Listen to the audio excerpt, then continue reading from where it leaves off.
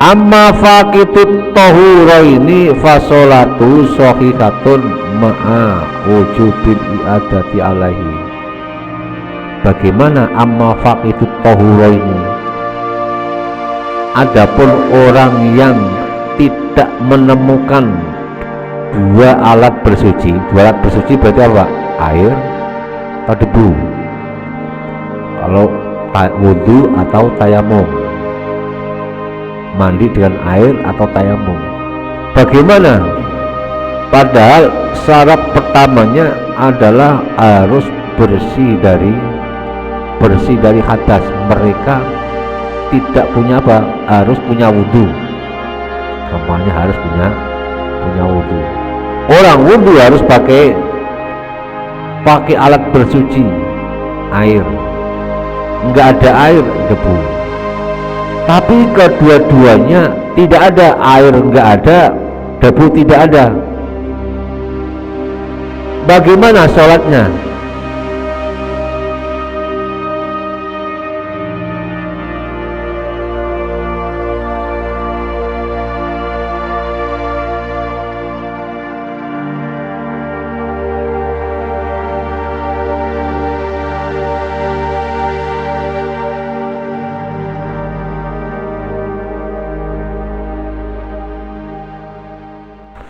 Assalamualaikum warahmatullahi wabarakatuh.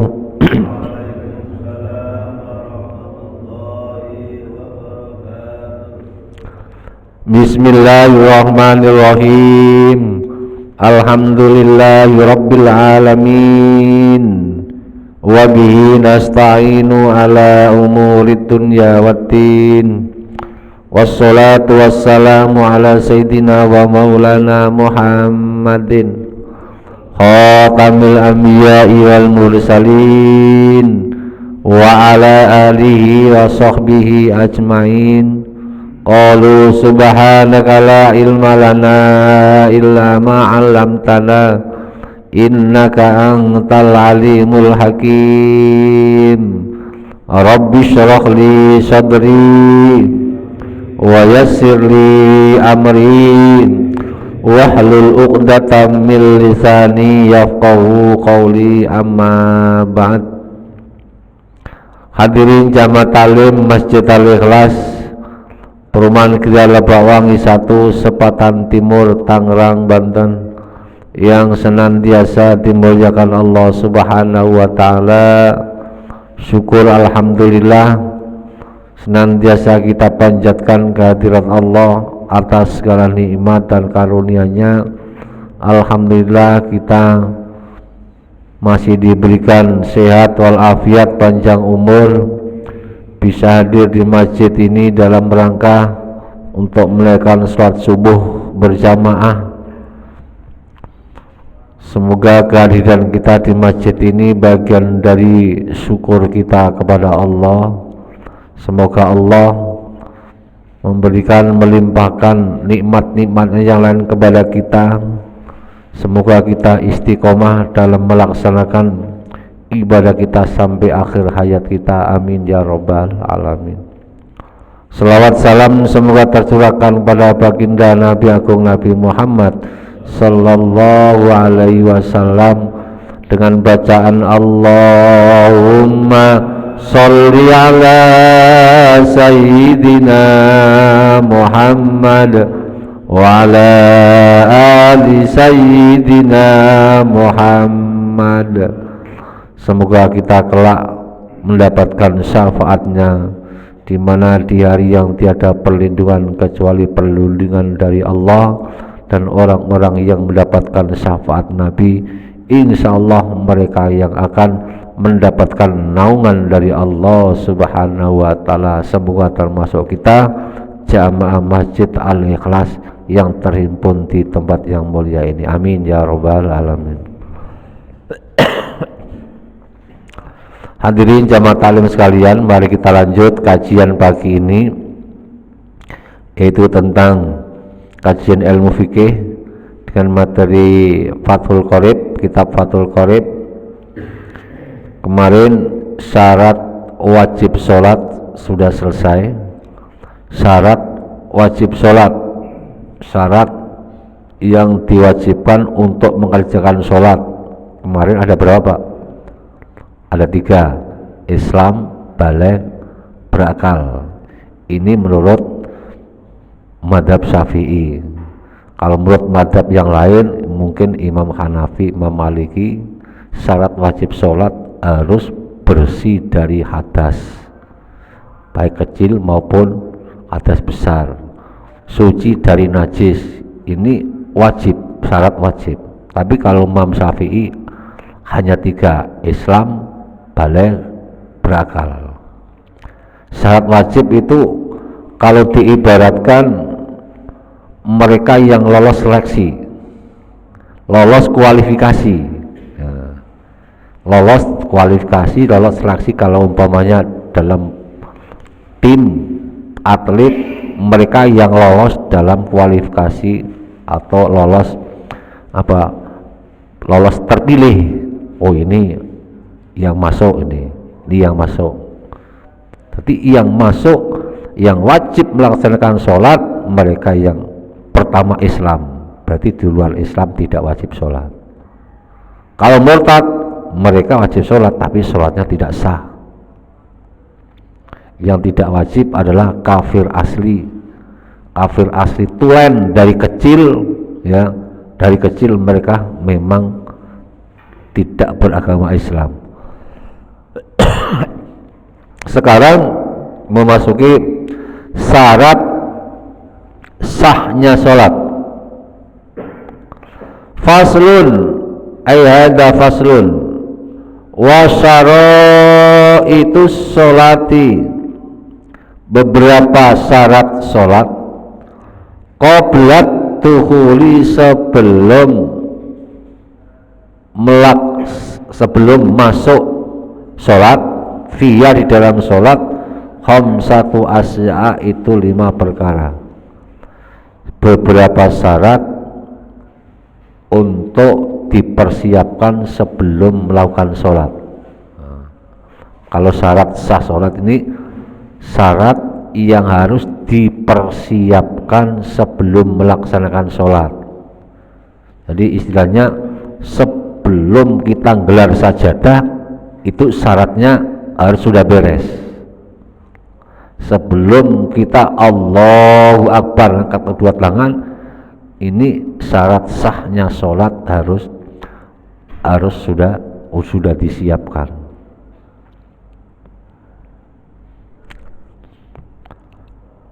Wasyurutu, lafal surut ini bahasa Arab, bukan surut kalinya surut Pak ya. Wasyurutu, beberapa syarat. Wasyurutu, kalimat syarat, kalimat surut, jam'u syartin, jamak dari lafal syartin. Syartun mufrad, surutun jamak. Wa huwa lughatan al-alamah, menurut lughat syarat itu adalah tanda. Wa syar'an, menurut syarat, ma sesuatu tawaqqafu, yang menentukan sihhatas sholati, sahnya sholat. Yang dimaksud syarat itu sholati qablat dukhuli, ini syarat yang menentukan sahnya sholat. Sholat itu dianggap sah apabila memenuhi beberapa syarat. Dan syarat sholat ini walaisa juz'un minha, bukan bagian daripada sholat. Beda dengan rukun. Kalau rukun itu bagian dari sholat, tapi kalau syarat itu di luar bagian sholat, tapi harus dipersiapkan sebelum mengerjakan sholat. Kalau rukun fa innahu juz'un minas sholat, kalau rukun itu bagian daripada sholat. Makanya kalau sudah sholat, rukunnya harus dipenuhi, karena satu rukun dari sholat itu bagian dari sholat. Kalau bagiannya ditinggal berarti sholatnya tidak sah. Asyurutul awalu, syarat yang pertama, syarat sahnya sholat yang pertama, toharatul a'dha'i minal hadasi, suci, bukan hanya bersih Pak ya, suci anggota badannya dari hadas, al asghar wal akbar, indal qudrah, ketika mampu. Yang pertama, syarat pertama, suci anggota badannya, suci dari hadas, alias hadas kecil, hadas besar, mereka bebas. Itu syarat pertamanya. Amma faqitut tahuraini fasolatu shahihatun ma'a wujubil i'adati alaihi. Bagaimana amma faqitut tahuraini? Adapun orang yang tidak menemukan dua alat bersuci berarti apa? Air atau debu. Kalau wudhu atau tayamum, mandi dengan air atau tayamum. Bagaimana? Padahal syarat pertamanya adalah harus bersih dari hadas. Mereka tidak punya apa? Harus punya wudhu. Kampanye harus punya wudhu. Orang wudhu harus pakai alat bersuci, air. Enggak ada air, debu. Tapi kedua-duanya tidak ada, air enggak ada, debu tidak ada. Debu enggak ada, air tidak ada. Atau air ada, debu ada, tapi dia tidak mampu untuk melaksanakan bersuci. Wudhu nggak bisa, apalagi mandi. Contoh, orang lagi di rumah sakit, pasien lagi di rumah sakit, kondisi berbaring, sini impus, hidung selang, tapi masih sadar. Bagaimana untuk mengerjakan sholat? Ini masuk kategori faqidut tahuraini, orang yang tidak menemukan alat bersuci, atau orang yang tidak bisa menggunakan alat bersuci. Bagaimana sholatnya? Sholatnya tetap fasolatuhu shahihatun, sholatnya sah. Jadi umpamanya ada orang yang lagi sakit di rumah sakit ya, dengan kondisi gambarannya seperti itu tadi. Waktu sholat sudah masuk, apalagi maghrib, waktunya sempit. Bagaimana caranya? Tetap mengerjakan sholat. Menurut Imam Syafi'i harus mengerjakan sholat. Masalah bisa berdiri atau tidak berdiri, nah itu karena kondisi. Nah, alladzina yadhkurullaha qiyaman wa qu'udan, bisa berdiri sholat berdiri, itu wajib. Kalau orang sholat bisa berdiri, harus berdiri. Kalau orang sholat bisa berdiri, kok sholatnya duduk, sholatnya tidak dianggap. Termasuk apa? Termasuk sholat apa? Itu harus dikerjakan dengan berdiri. Sering kita lihat orang jalan dari rumah mampu ke masjid, tapi sampai di masjid sholatnya duduk. Pernah lihat gak Pak? Ada. Itu nanti masuk kategori apa? Masuk kategori rukunnya sholat, al-qiyamu ma'al qudrati. Orang bisa berdiri kok sholatnya duduk, sholatnya tidak sah ya. Kan sering kita lihat di masjid mana sering dari rumah berdiri, dari rumah diantar, kadang diantar pakai motor dari depan masjid ke masuk ke dalam masjid, bisa jalan normal. Tapi begitu sholat duduk.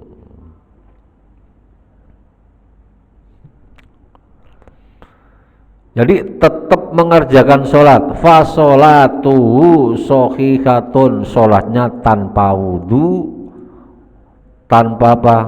Tanpa bersuci, sholatnya sah. Tapi ma'a wujubil i'adati alaihi. Nanti kalau kondisinya sudah normal, sholatnya diulang. Kemarin yang waktu di rumah sakit, mereka nggak bisa sholat normal berapa waktu, berapa hari, harus dikodok, harus dibayar. Karena apa? Termasuk syarat sahnya sholat itu harus suci, anggota badannya suci dari najis, anggota badannya suci dari hadas. Karena ketika mereka kemarin mengerjakan sholat enggak punya wudhu, itu belum bisa menggugurkan fardunya sholat.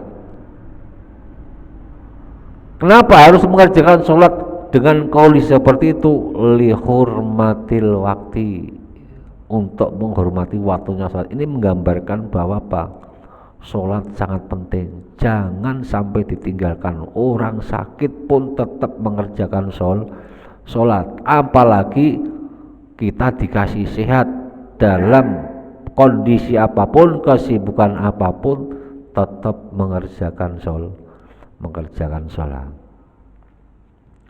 Sekali lagi, berarti sholatnya sah ma'a wujubil i'adati. Nanti kalau kondisi sudah normal, harus sholatnya diulang atau dikodok, namanya dikodok. Ya.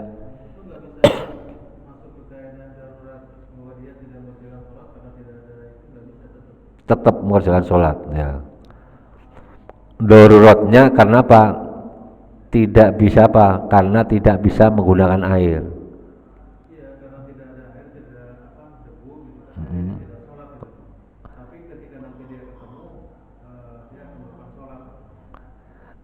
Kalau menurut Imam Malik, dia tidak wajib sholat dan tidak usah mengkodok sholatnya. Karena menurut Imam Malik, syarat wajibnya sholat, dia harus bersih dari najis maupun dari hadas. Karena dia tidak bisa menggunakan air, itu masuk kategori apa? Tidak ada kewajiban untuk melaksanakan sholat.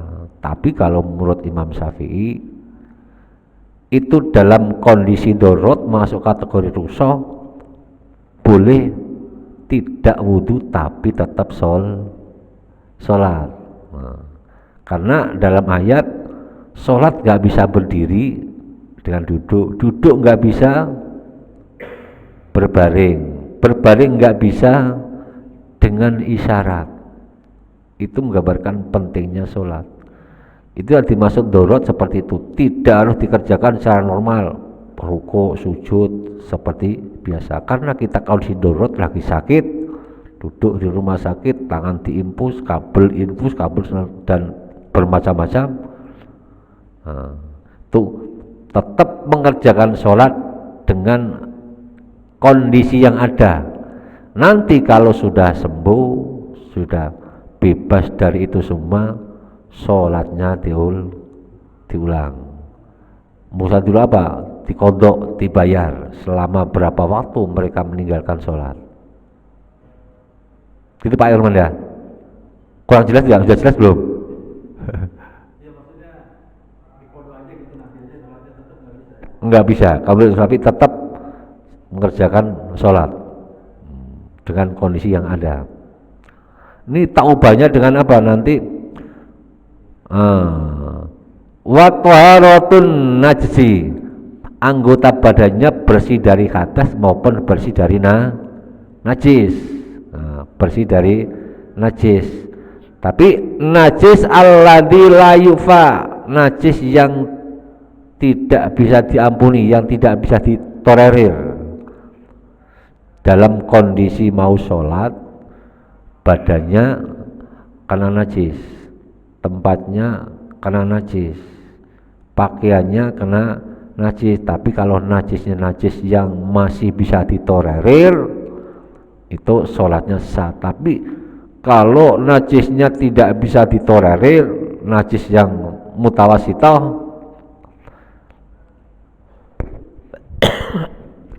tidak sah sholatnya. Najis tersebut fi saubin wa badanin wa makanin, najis yang berada di badannya, di pakaiannya maupun tempatnya. Berarti tempatnya, pakaiannya, badannya steril dari najis. Bagaimana kalau pas waktu sholat, waktunya sempit, badannya najis, kena najis, pakaiannya kena najis, tidak bisa mencuci. Contohnya, ini satu-satunya baju yang dipakai, tapi kena najis.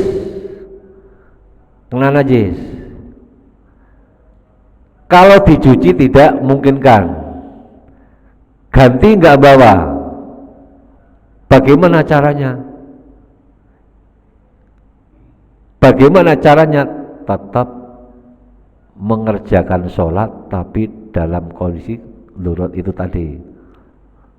Nanti sholatnya diulang kalau sudah menemukan baju yang bersih dan suci.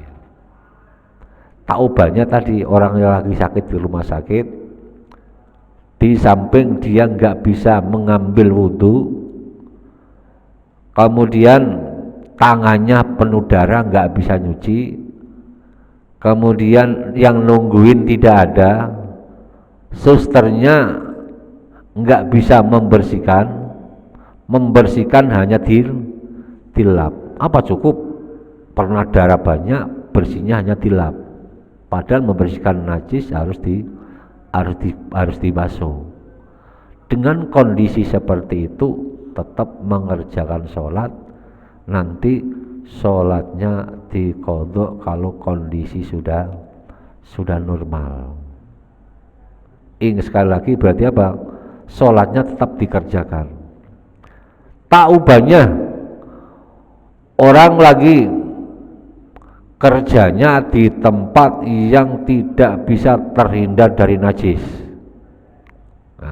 yang tidak bisa terhindar dari najis, pakaiannya maupun badannya.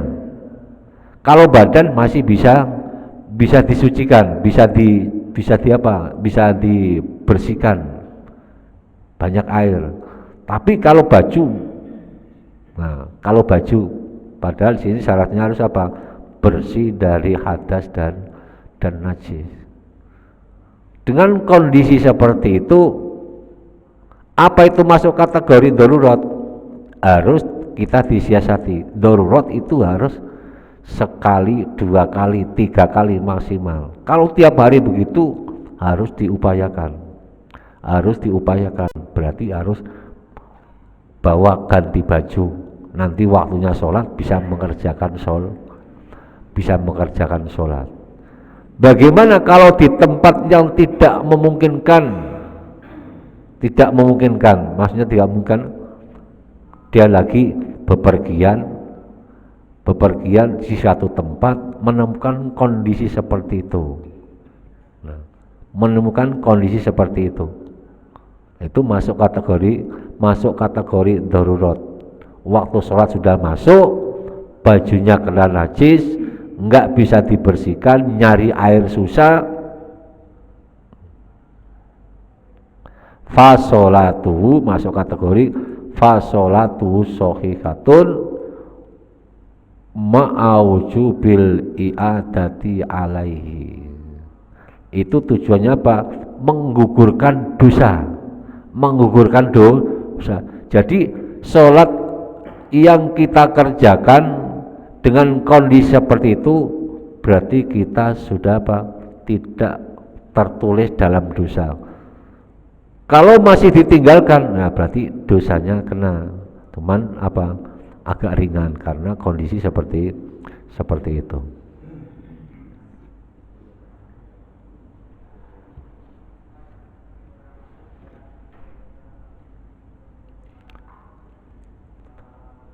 Wasani, yang kedua, yang pertama anggota badannya harus suci dari hadas maupun najis. Tentunya najis yang tidak bisa dimakfu. Kalau najis yang makfu nggak jadi masalah.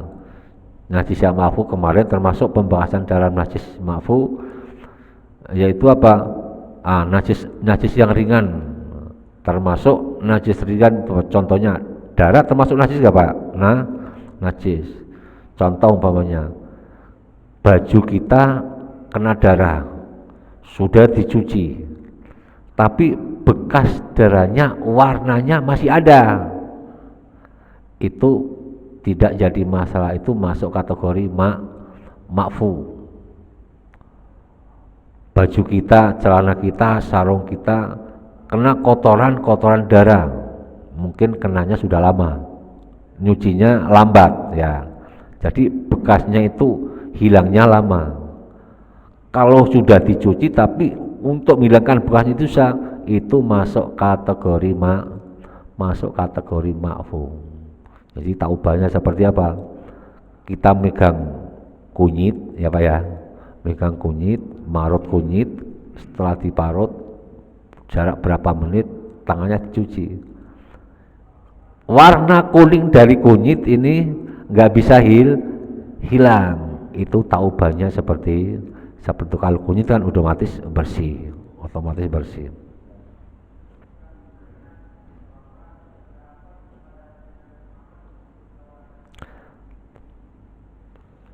Bagaimana kalau umpamanya kita lagi sholat, badan kita, pakaian kita terkena najis,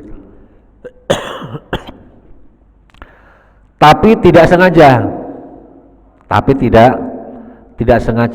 atau kita tidak tahu, itu lain ceritanya. Karena kalau tidak sengaja itu masih apa? Masih ditolerir dalam agama. Contoh umpamanya kita lagi sholat,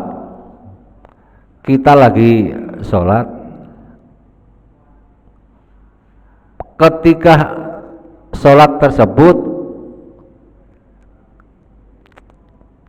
badan kita atau pakaian kita nyenggol najis, nyenggolnya kena najisnya tidak sengaja atau bahkan tidak tahu. Taunya baru diingatkan oleh teman, Pak, itu bajunya kena tai kambing, ada tai kambingnya. Oh ya, tadi saya mungkin lewat nggak sengaja kali, atau memang tidak tahu, setelah salam baru dikasih tahu. Nah, itu masuk kategori apa?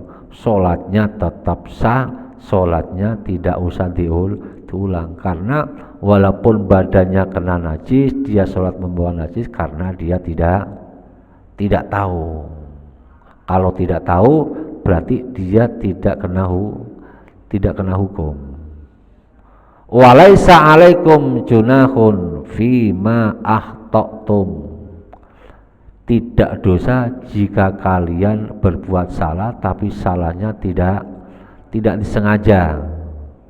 Lain walakin ma ta'ammadat qulubukum, jika kalian sengaja untuk mengerjakan sesuatu yang salah, sudah tahu salah, sudah tahu ini nggak boleh, masih dikerjakan, ini yang tidak boleh. Ya, betul. Kalau dibiarin aja hilang secara sendirinya, apakah harus pakai syarat dulu? Kalau najis dibiarkan saja taunya hilang sendiri gitu ya, harus hilangkan, harus dicontoh umpamanya baju kita atau tempat kita yang dipakai sholat atau dipakai makan kena najis semuanya, dibiarkan berhari-hari berapa jam itu najisnya hilang sendiri. Kalau najisnya hilang sendiri berarti tinggal aininya sudah nggak ada, wujudnya sudah tidak ada, tinggal najis hukmiyah tetap dibersihkan, tetap dibersihkan.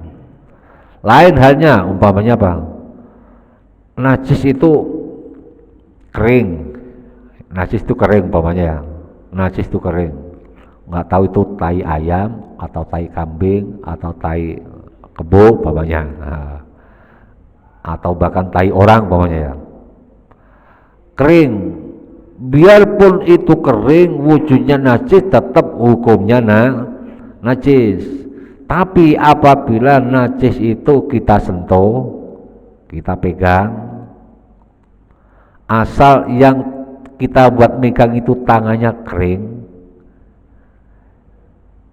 kemudian dilepas lagi, tangannya tidak usah dibersihkan, tidak usah disucikan, enggak jadi masalah, karena najis itu tidak bisa memberikan bekas terhadap yang lain apabila kedua-duanya kering.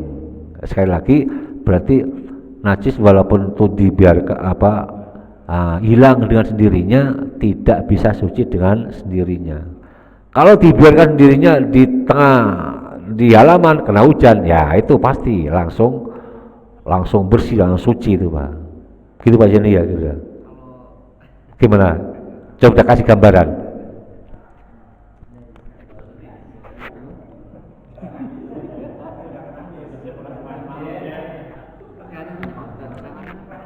Kita kan yang kayak kencingnya anjing gitu, terus tiba-tiba kan kita harus satu syarat itu harus pakai tanah atau pakai debu dan sebagainya gitu.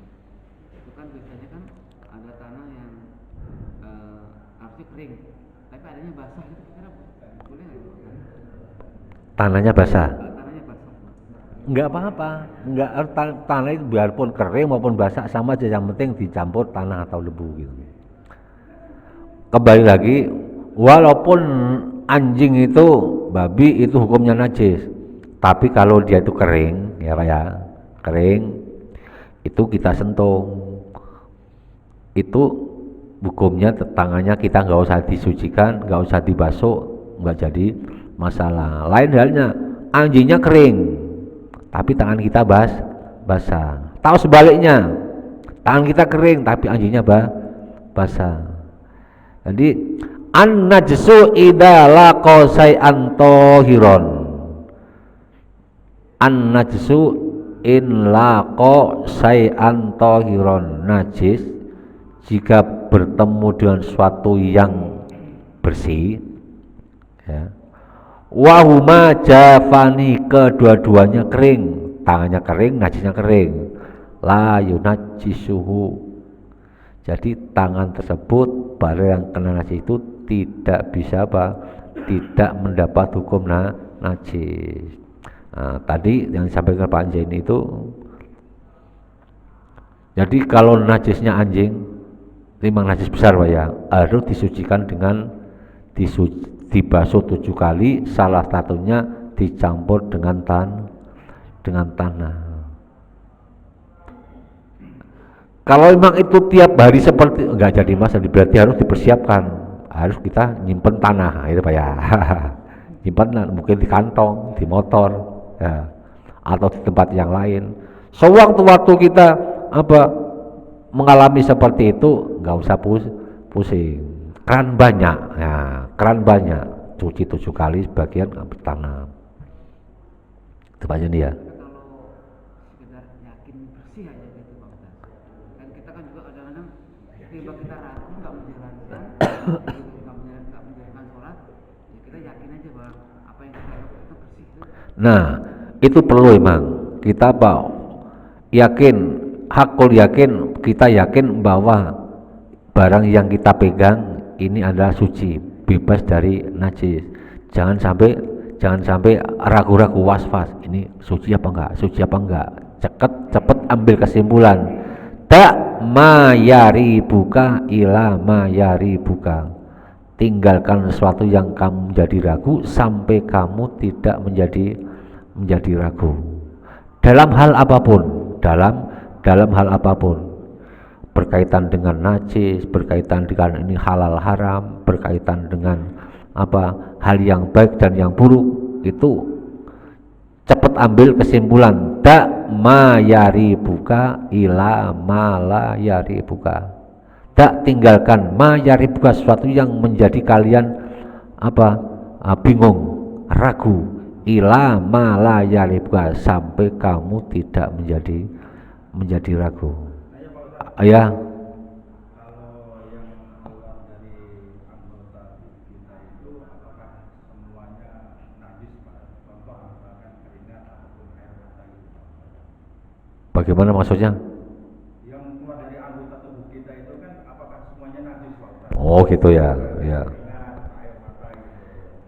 Anggota badan kita, semua anggota badan kita aslinya itu suci, mulai dari rambut sampai ujung kaki suci, kecuali air tersebut kena najis.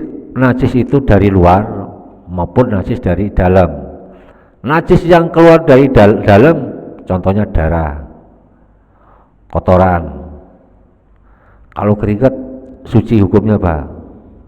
Ludah pun suci, ya, ludah pun suci. Ada mengatakan ludah itu suci, tapi kalau dahak najis gitu ya. Ludah itu bersih, suci. Kalau dahak riak itu ya najis karena masuk barang jembel.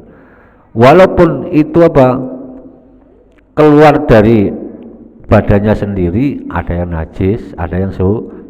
Yang suci seperti apa? Keringat, kemudian air mata, kemudian apa lagi, Pak? Yang najis iler pun dilihat, diperinci. Kalau iler itu keluar dari perut, hukumnya najis. Kalau iler keluarnya dari kepala, dari tenggorokan, hukumnya suci. Itu Pak ya. Berarti yang keluar dari badannya Pak Eko itu apa? Kalau cuman keringat nggak jadi masalah, tapi kalau yang keluar itu darah, itu najis. Yang keluar itu ingus atau riak. Nah, karena ingus riak ini termasuk apa? Barang khaba'is menjijikan, hukumnya najis. Nah, makanya kalau habis buang buang ingus, ya ingus kembali lagi. Kalau ingusnya itu encer, ya keluarnya dari kepala, itu masuk kategori apa? Najisnya ma'fu. Jadi nggak usah dicuci, nggak jadi masalah. Makanya habis buang ingus seret, dilapin baju. Nah, ada nggak Pak? Nggak jadi masalah, nggak apa-apa. Berarti itu Pak Eko ya, berarti keringat, air mata itu hukumnya suci. Kalau yang najis itu tadi darah, kotoran, iler, ya. Apapun bentuknya yang keluar dari badan kita, kecuali hal-hal yang keluar dari ma kharaja minas sabilaini najsun, hal-hal yang keluar dari kedua jalan depan maupun jalan belakang, kubur dubur, apapun bentuknya hukumnya najis. Apa yang keluar dari jalan belakang? Telur ayam itu mah ya. Bersin itu kan dipaksakan keluar, gitu kan kadang ada yang keluar. Itu mungkin salah satunya ada najis nggak Pak? Tadi kan bersin itu kan ya, nggak masuk kategori najis itu. Masuk apa? Masih dihukumi suci.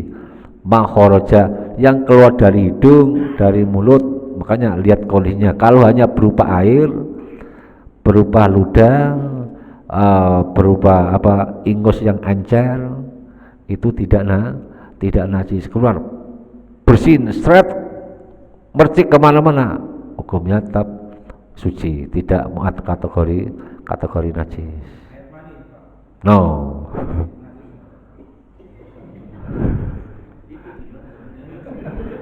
Nah, termasuk makharaja milas sabilaini najsun illal maniya. Nah, gitu Pak, emang belum sampai Pak.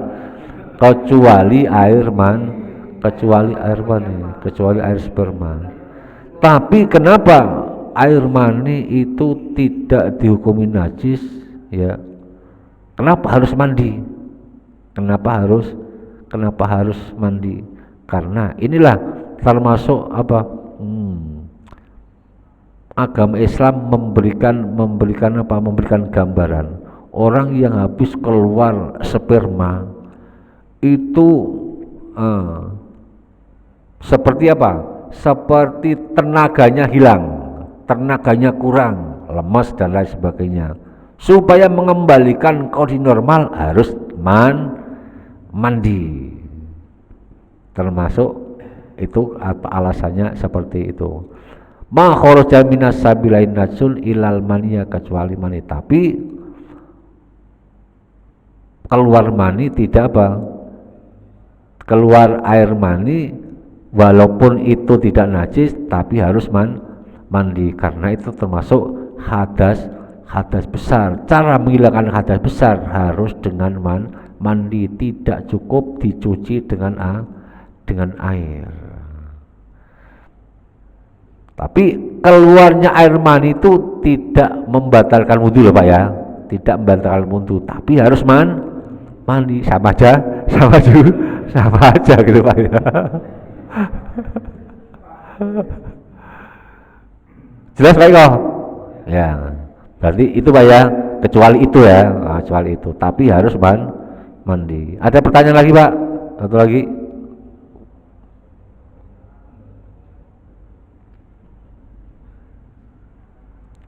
Jadi untuk syarat sahnya sholat ini baru pertama Pak ya, anggota badannya bersih dari hadas kecil maupun besar dan bersih dari najis. Tentunya najis yang tidak bisa ditolerir. Wasani satru launil aurati wallahu a'lam bishawab. Mungkin ini yang dapat kami sampaikan. Mudah-mudahan ada manfaatnya untuk kita semua. Sebelum kita tutup, mari kita membaca suratul Fatihah. Semoga para jamaah yang sudah ikut terlibat dalam acara subuh berkah ini, yang sudah menyisihkan sebagian rezekinya untuk acara subuh berkah ini, semoga diganti Allah dengan rezeki yang berkah dan berlipat ganda. Bisirril Fatihah. A'udzu billahi minasyaitonir rajim. Bismillahirrahmanirrahim. Alhamdulillahi rabbil alamin, arrahmanir rahim, maliki yaumiddin.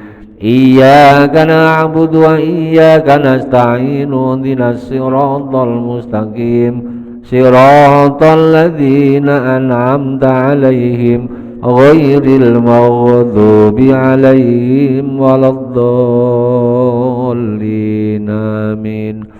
Allahumma shalli wa sallim ala sayyidina Muhammad wa ala ali sayyidina Muhammad. Alhamdulillahi rabbil alamin. Allahumma shalli wa sallim ala sayyidina Muhammad wa ala ali sayyidina Muhammad.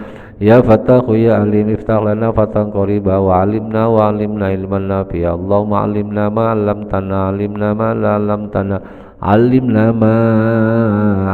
ma ta'lamu, innaka ta'lamu wa la na'lamu wa anta 'allamul ghuyub. Allahumma inna na'udzubika min ilmin la yanfa' wa min qalbin la yasha' wa min nafsin la tasba' wa min du'ain la tajab wa min saddalikal arbab bi rahmatika ya arhamar rahim. Allahumma jalla uladana wa talamidana wa ahli baitina wa man hadara fi hadhil jamaah min alil ilmi walil iman walil taqwa walil ibadah walil rizqi walil quran walil du'a walil khair walad dajalna wa iyyahum min ahli syarri wad dhair. إنك على كل شيء قدير ربنا آتنا في الدنيا حسنة وفي الآخرة حسنة وقنا عذاب النار وصلى الله على سيدنا محمد وعلى آله وصحبه وسلم سبحانك ربك رب العزة عما يصفون وسلام على المرسلين والحمد لله رب العالمين. الفاتحة. أعوذ بالله من الشيطان الرجيم بسم الله الرحمن الرحيم الحمد لله رب العالمين الرحمن الرحيم مالك يوم الدين إياك نعبد وإياك نستعين اهدنا الصراط المستقيم صراط الذين أنعمت عليهم غير المغضوب عليهم ولا الضالين آمين. Kurang lebihnya mohon maaf, billahi taufiq wal hidayah. Wassalamualaikum warahmatullahi wabarakatuh.